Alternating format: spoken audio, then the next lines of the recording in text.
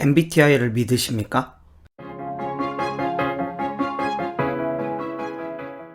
당신의 인생의 불안을 평안으로 김필수입니다. MBTI, 요즘 간혹 맹신론자들이 보입니다. 16가지의 유형을 따라 사람을 이렇게 판단 저렇게 판단하는 사람들이죠.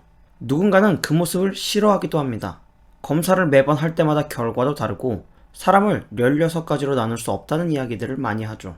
이 성향 분석 검사는 성향에 따라 좋아할 수도 좋아하지 않을 수도 있습니다. 하지만 이 분석이라는 게 개인의 기호를 떠나 100개가 넘는 질문에 대한 개인의 응답을 바탕으로 분류가 된 것이기 때문에 사람을 이해하는 데 좋은 도구가 될 수 있습니다.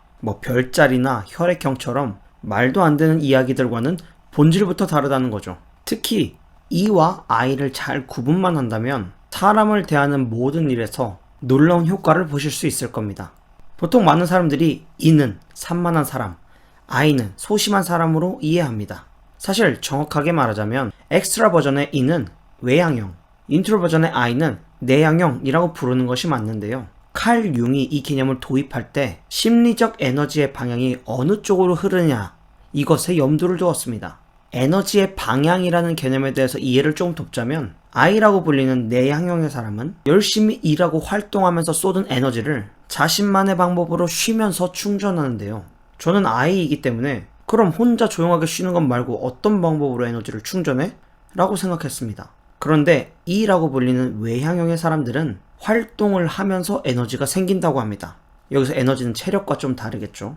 자기가 좋아하거나 즐거워하는 일을 해야 에너지가 쌓이는 사람들로 에너지를 소모함으로 에너지를 충전하는 특이한 메커니즘을 가지고 있습니다. 그 외에도 여러분이 당연히 알고 계실 만한 E와 I의 차이점 말고 제가 이번에 새로 알게 된 두 가지 특징에 대해서 말씀드리겠습니다. 먼저 E들은 소통할 때 말로 하는 것을 더 편하게 생각하고 I들은 글로 하는 것을 더 편하게 생각한다고 합니다. 물론 그렇다고 해서 E들이 I보다 말솜씨가 좋고 I가 E보다 글솜씨가 좋다는 말은 아닙니다. 어디까지나 편하게 생각하는 방식의 차이일 뿐인데요. 이를 적용해보자면 영업하실 때 I 고객과 계약이 끝난 후에는 전화보다 문자로 인사를 건네는 편이 고객에게 더 높은 확률로 호감을 줄 수 있습니다. 전화받기 부담스러워하는 내향형의 사람들에게 자꾸 전화로 감사합니다 전하는 것은 오히려 또 마음에 짐을 지우는 행위가 될 수 있죠. 또 이들은 삶의 넓이를 필요로 합니다. 삶의 넓이란 폭넓은 관계를 유지하고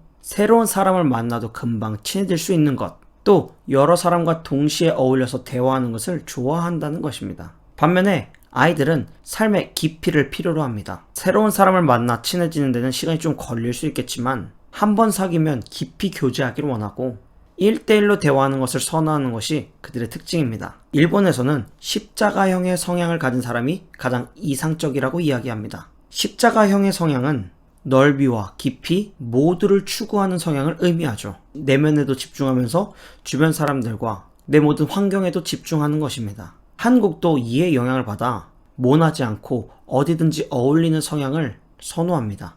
반대로 미국이나 다른 유럽 국가 서양에서는 넓이든 깊이든 자신의 본성에 따라 강점을 발달시키는 것을 이상적이라고 생각하죠. 이는 인류가 살아온 환경과 문화에 따라 형성된 가치관입니다.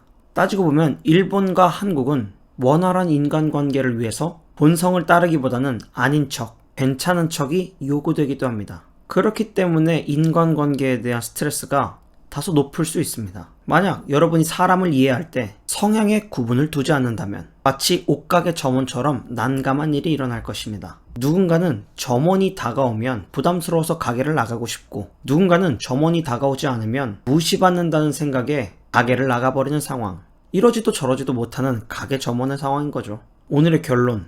성공을 위해서 어떤 일을 할 때는 대부분 사람을 상대해야 하는데 성향을 분석하는 훈련이 되어 있다면 괜히 먼 길을 돌아가지 않아도 된다는 것입니다.